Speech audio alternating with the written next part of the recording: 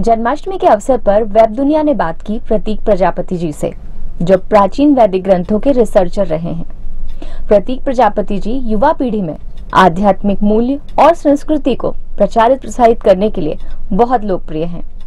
वेदुकेशन नाम से प्रतीक प्रजापति विभिन्न सोशल मीडिया प्लेटफॉर्म से लगातार धर्म और आध्यात्म से जुड़े वीडियो लेकर आते रहे हैं। प्रतीक जी, जैसा कि गीता में श्री कृष्ण ने कहा है कि परिवर्तन संसार का नियम है, और अक्सर इसी बात को आधार बनाकर ये पूछा जाता है कि आज के समय में अगर धर्म में किसी बदलाव की जरूरत महसूस होती है तो आपको क्या लगता है, इस बात पर फिर से विचार किया जाना चाहिए? बहुत ही डीप क्वेश्चन पूछा है आपने, बहुत ही आवश्यक क्वेश्चन भी है यह। सबसे पहले तो पर इसमें यह जानना ज़रूरी है कि गीता में भगवान ने कहीं पर डायरेक्टली ऐसा नहीं कहा है कि परिवर्तन संसार का नियम है, कहीं पर भी नहीं कहा है।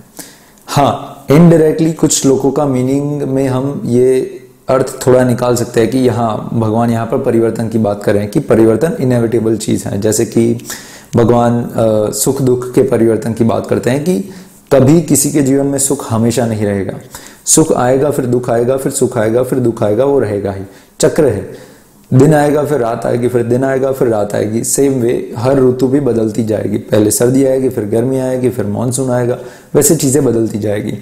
तो ये भगवान कहीं जगह पर बताते हैं, जैसे हमारे जन्म मृत्यु का भी चक्र है, वो भी चलता रहता है। तो भगवान इस रूप में कहीं पर बोल रहे हैं, पर कहीं पर भी ऐसे नहीं बताया गया है। भगवान ने ऐसा डायरेक्टली नहीं बोला कि परिवर्तन संसार का नियम है, मतलब इस शब्दों में तो नहीं बोला है। और एक और बात आपके इस प्रश्न से हम लोगों को बताना ये भी चाहते हैं कि अभी ना दुनिया में ये फ्री का, इंटरनेट का ये फायदा उठाकर लोग गीता के नाम पर कुछ भी बोले जा रहे हैं। कहीं पर भी कुछ भी शब्द अपना डाल देंगे, कोई भी कोट डाल देंगे कहीं से भी, और फिर लिख देंगे कि गीता में यह कहा है। या फिर श्री कृष्ण बोलते हैं कि तू वो कर जो मैं चाहता हूँ, फिर वो होगा जो तू चाहेगा, और ये सब नॉनसेंस है। आधे से ज्यादा इंटरनेट पर जो गीता और भगवान कृष्ण के नाम पर ये जो लोग बड़बड़ करते हैं ना, सब कुछ नॉनसेंस है। आपको गीता के बारे में जानता है, गीता पढ़ो, इंटरनेट मत पढ़ो, ठीक है। सबसे पहली बात ये है। दूसरी बात, जैसे आपने ये बताया जो कि धर्म में हम बदलाव ला सकते हैं या नहीं, आपके प्रश्न का जवाब आपने ही अपने प्रश्न में ही दे दिया है। आपने बोला कि ये जो हमारा सनातन धर्म है, सनातन का मतलब है इटर्नल, इटर्नल का मतलब कि जो हमेशा, जिस सनातन हमारी पुस्तक है सनातन संस्कृति का मूल ज्ञान। सनातन संस्कृति के मूल ज्ञान के हमारे पुस्तक के अंदर ही हमने प्रथम उसकी शुरुआत ही यहाँ से की है कि सनातन क्या है और संस्कृति क्या है। सनातन का मतलब है जिसका ना कोई आरंभ है ना कोई अंत। अभी यदि सनातन संस्कृति को बनाया गया है, यह ध्यान में रखे कि इसका ना कोई आरंभ है ना कि कोई अंत, तो यदि ऐसे बनाया गया है कि जिसको बार बार बदलना पड़े, बार बार उसके नियमों को बदलना पड़े, तो फिर वो कैसे सनातन हुआ? वो सनातन नहीं हुआ ना। हाँ, ये है कि हम बदलते हैं, इसलिए हमारे लिए कुछ चीजें बदली जाती है कि हाँ, अभी आप, क्योंकि जो पहले वाले जो नियम थे वो आप एज इट इज फॉलो नहीं कर पाओगे, तो थोड़े डम डाउन किए जाएंगे हमारे लिए नियम। फॉर एग्जाम्पल, सतयुग के अंदर सेल्फ रियलाइजेशन का जो रीत था, वो रीत था thousands and thousands of years तक हमको मेडिटेशन करना होता था। हमें हजारों साल तक बैठकर मेडिटेशन करना था। आकाश में जो शिशुमार है, एक पर्टिकुलर गैलेक्सी का टाइप है जो भगवान का रूप है, उसके ऊपर मेडिटेशन जो बड़े बड़े ऋषि मुनि करते थे हजारों वर्षों तक, तब जाकर उनको सेल्फ रियलाइजेशन होता था। फिर त्रेता युग में वो रीत बदल गई। त्रेता युग में क्या होगा, बड़े बड़े यज्ञ हो गए। तब हमारे पास इतने रिसोर्सेज थे प्रकृति में कि हम बड़े बड़े यज्ञ बहुत अच्छे से कर पाते थे। तो त्रेता युग में मेडिटेशन चलकर वहां पर कम होकर फिर यज्ञ मेन हो गया। फिर उसके बाद हमारा आया द्वापर युग। द्वापर युग के अंदर और भी हम लोगों की कैपेसिटी घटने लगी, तो फिर वहां पर हुआ डेटी वर्शिप, यानी कि मूर्ति पूजा, जो विग्रह पूजा है। विग्रह पूजा हम करके, वो भी एकदम ही बड़े बड़े लेवल पर विग्रह पूजा होती थी। उसके मुताबिक होता था सेल्फ रियलाइजेशन। और क्योंकि अभी के समय में, अभी हालांकि कलयुग पूरा नहीं आया है, तो अभी कहीं कहीं आपको ये सारी चीजें थोड़ी थोड़ी तो दिख रही है, पर पूरे कलयुग, जब अच्छा सा कलयुग चला जाएगा ना, तब इनमें से कुछ भी नहीं होगा। यज्ञ वैसे भी अभी जो कर रहे हैं ना, वो इतने सफल नहीं हो पाएंगे। पाते ही नहीं, क्योंकि पहले के समय में तो ये था कि यज्ञ जब कोई करता था तो स्वयं देवता आते थे। जब भगवान राम के जन्म के लिए दशरथ महाराज ने किया था यज्ञ, पुत्र कामेष्टि यज्ञ, तो स्वयं अग्निदेव आए थे पायस लेकर।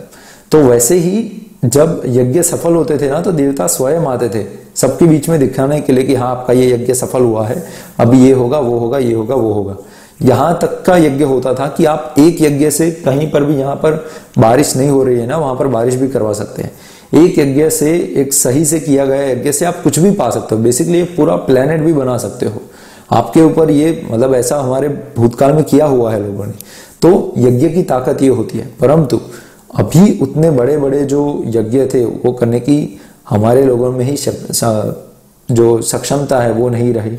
ब्राह्मण हमारे जो थे इतने प्योर थे तब कि उनके आचरण में इतनी भी अशुद्धि नहीं होती थी, पर अभी वह पॉसिबल ही नहीं है। ब्राह्मण चाहे फिर भी उतने हद तक की शुद्धि रख नहीं सकते, तो यज्ञ नहीं हो पाएंगे इतने बड़े बड़े। तो इसलिए हम फिर से सेल्फ रियलाइजेशन नहीं हो पाएगा। इसीलिए सारे शास्त्रों में पुकार पुकार कर सारे देवी देवता, बड़े बड़े ऋषि मुनि सब बोल रहे हैं, तुलसीदास जी बोल रहे हैं, काफी जगह पर आप सारे शास्त्रों में जहां पर भी कलयुग की बात हो रही है वहां पर बताया जा रहा है कि सेल्फ रियलाइजेशन का ओनली एंड ओनली एक ही रीत है, वो है नाम जप, हरि नाम का जप। ये एक ही रीत है जिससे आपका सेल्फ रियलाइजेशन हो सकता है, आपका मोक्ष हो सकता है। आप हठ योग करना चाहोगे, काम नहीं होगा, क्योंकि हठ योग करने के लिए भी किस लेवल का हमको आयुष्य चाहिए, मतलब हजारों हजारों वर्ष तक आपको करना पड़ता है चीजें। ऐसे ही नहीं हो जाता है कि हाँ कुछ हमने योगासन कर लिए या फिर कुछ हमने जिम्नास्टिक वाला कर लिया या फिर थोड़ा समय ध्यान दे दिए, त्राटक कर लिया तो सेल्फ रियलाइजेशन हो गया। ऐसे नहीं होता है। इसलिए शास्त्र क्लियर है इस चीज को लेकर कि कलयुग में सिर्फ हरिनाम ही सहारा है, कोई और सहारा नहीं है।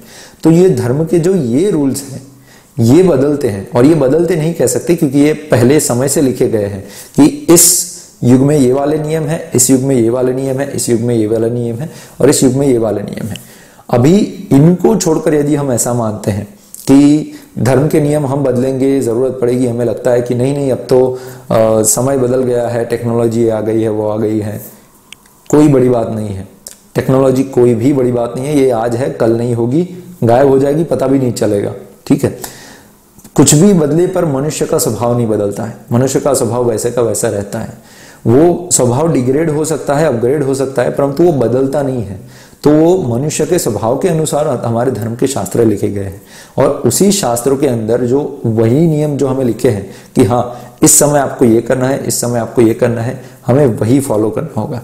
जब हम ऐसा बोलते हैं ना कि हाँ हमें धर्म के नियम बदलने चाहिए या नहीं क्योंकि समय बदल गया है, लोग बदल गए हैं, नहीं।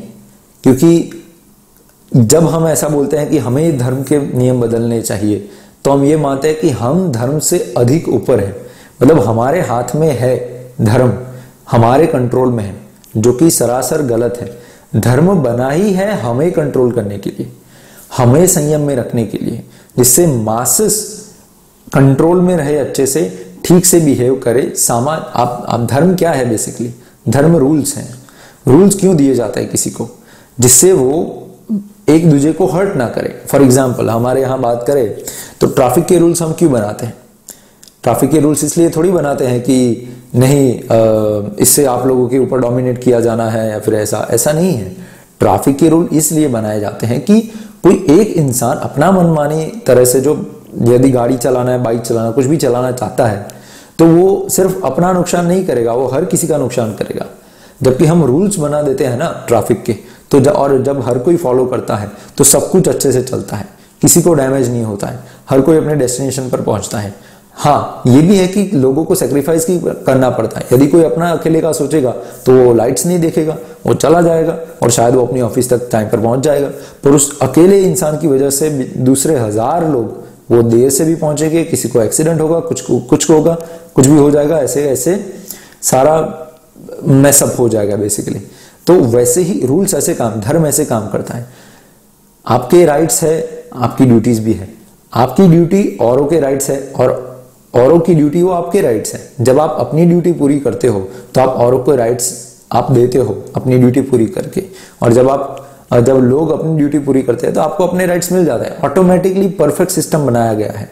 तो ये धर्म का नियम जब हम मानते हैं कि नहीं नहीं अभी तो हमें लगता है कि धर्म को बदलना चाहिए, समय बदल गया है, तो हम यहाँ पर ये अरोगेंस है हमारा, ये हम मानते हैं कि नहीं भगवान का जो परफेक्ट सिस्टम बनाया है उससे हम बेहतर कुछ कर सकते हैं, तो ये तो गलत ही है, कुछ बदलना नहीं चाहिए। हाँ, यदि कोई किसी आपातकाल में, हमारे बुक के अंदर ही हम बताते हैं धर्म के काफी सारे प्रकार हैं, उसके अंदर हमने धर्म के प्रकार के अंदर एक धर्म का प्रकार बताया जिसका नाम है आपात धर्म। आपात धर्म ये है जिसका मतलब है कि जब आपदा आती है, जब परिस्थितियां एकदम ही तत्कालीन बदल जाती है, ऐसा हो जाता है कि नहीं अभी यहाँ पर तो हम ऐसे सिचुएशन में फंसे हैं कि हम अपने धर्म का एग्जैक्टली पालन करेंगे तो काम नहीं होगा। फॉर एग्जाम्पल, कहीं पर किसी राज्य पर अटैक हुआ, एकदम से अटैक हुआ और सारे लोग, सारे क्षत्रिय हमारे राज्य में से लड़ने चले गए, परंतु सामने वालों की सेना बहुत बड़ी है, तो यहाँ पर एक ब्राह्मण को भी आपद धर्म के नाम पर क्षत्रिय की तरह उनको भी तलवार और शील्ड उठानी पड़ती है, एक वैश्य को भी उसके बाद उठानी पड़ती है, और समय आने पर शूद्रों को भी उठानी पड़ेगी और अंत्यजों को भी उठानी पड़ेगी। तो ये रूल है, ये आपद धर्म है। पर इसका मतलब ये नहीं है कि हाँ हमें तो मन हो रहा है कि थोड़ा थोड़ा अलग अलग लग रहा है, अभी समय बदल रहा है तो लगता है हमें चीजें बदल देनी चाहिए, धर्म बदल देना चाहिए। नहीं, ऐसा नहीं हो सकता। ऐसा करते हैं तो यही होता है कि हम अपने ही पैरों पर कुल्हाड़ी मारते हैं। धर्म क्या है? धर्म है ये कि जैसे कि कछुआ होता है, कछुए का जो शेल होता है, जब तक वो शेल के अंदर है वो प्रोटेक्टेड है, जैसे ही वो शेल के बाहर जाएगा वो अनप्रोटेक्टेड हो जाएगा, उसको कोई भी उसको हर्ट कर जाएगा। हालांकि प्रैक्टिकली वो पॉसिबल नहीं है, वो जुड़ा हुआ होता है, पर just for the sake of the argument है, यदि ऐसा हो जाए तो वहां पर उसको हार्म हो जाएगा। तो वैसे ही धर्म काम करता है। धर्म के रूल्स हमें जो बनाए गए हैं वो ऐसे बनाए गए हैं कि हाँ, हमें थोड़ा कन्फाइन रखा जाएगा, हमें संयम में रखा जाएगा, पर वही तो पॉइंट है। हम सब कुछ ऐसे चंचलता से जब भी कुछ भी मन हो वैसे हम नहीं कर सकते हैं। हमारा मन हो, हमारी इच्छाएं हो, वैसे हमारी इच्छाओं के मुताबिक सब कुछ नहीं कर सकते हैं। उसको भी रूल्स में हमें सेट किया गया है। इसलिए हमें धर्म, अर्थ, काम, मोक्ष, इस 4 स्टेज में हमको फाइनल डेस्टिनेशन हमारे जीवन की दी गई है कि धर्म का पालन करो। धर्म का पालन करोगे तो अर्थ प्राप्त करोगे, पैसा प्राप्त करोगे। धर्म अर्थ प्राप्त करोगे तो उस अर्थ से आप काम वासनाओं का भी पूर्ति आप कर पाओगे धर्म का पालन करते हुए। और यदि जब हम काम वासनाओं की पूर्ति कर देंगे तो हमें पता चल जाएगा धर्म पालन करते हुए कि इनमें तो कुछ नहीं रखा है, ये कोई इतनी बड़ी बात थी नहीं जितना हम सोच रहे थे कि हाँ इतना बड़ा पैसा हमने कमा लिया, या फिर हमने सुंदर सुंदर लड़कियों को पटा लिया, या फिर सुंदर सुंदर लड़कों के साथ हमने समय बिता लिया। ये जो आजकल की जनरेशन के जो भी अलग अलग प्रकार के इच्छाएं होती है, फिर हमें लगता है कि हमने इतना सारा पैसा कमाया, ये प्रॉपर्टी खरीदी, वो प्रॉपर्टी खरीदी, और इन सब से जब हमारी काम इच्छाएं जो होती है वो हम एक बार पूरी कर लेते हैं तो उसके बाद हमको पता चलता है कि सच में इन सब में इतना कुछ सुख है नहीं।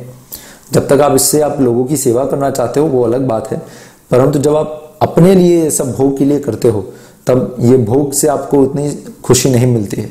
और आप क्योंकि धर्म का पालन साथ में कर रहे हो तो आपको पता चलता है कि काम के सामने, मतलब धर्म के सामने काम कुछ भी नहीं है।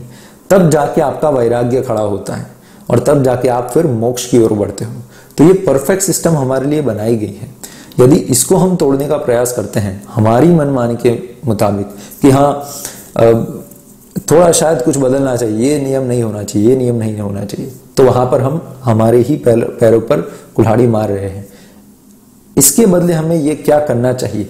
यदि कोई नियम हमको समझ नहीं आ रहा है कि ये वाला शायद अभी के समय में नहीं हो सकता, हमें नहीं लगता कि ऐसा हो सकता है, या फिर ये तो मतलब सेंस ही नहीं बनता, ये कैसे हो सकता है, जब हमको ऐसा प्रश्न हो तो हमें किसी ऑथेंटिक गुरु परंपरा में आने वाले कोई गुरु, कोई आचार्य, कोई धर्म गुरु, या फिर किसी शास्त्र की शरण लेनी चाहिए, या फिर किसी ऐसे की जो धर्म को जानता है अच्छे से, जो धर्म के पथ का पालन करता है, उनको जाकर पूछना चाहिए विनम्रता से कि हमको ये समझ नहीं आया है कि आप बोलते हो कि ये पालन करना चाहिए, पर ये कैसे प्रैक्टिकल है, तो आप बताइए हमें क्या करना चाहिए। तो this should be the approach. ऐसा नहीं कि नहीं ये तो गलत है, ये तो कैसे हो सकता है, ये नहीं फॉलो करना चाहिए, बदल दो, ये मूर्खामी है। और क्योंकि ऐसी मूर्खामी हम पिछले कुछ सदियों से करते आए हैं, खासकर दशकों से, पर सदियों से करते आए हैं, तो इसीलिए अभी कलयुग बढ़ता जा रहा है, क्योंकि हम धर्म से दूर होते जा रहे हैं। हम मानते हैं कि हम ज़्यादा और इंटेलिजेंट है, धर्म से ज़्यादा इंटेलिजेंट है, शास्त्रों से ज़्यादा इंटेलिजेंट है, परंतु नहीं है। इसलिए हम सब अभी दुखी हो रहे हैं। I hope this answers your question. Hare Krishna.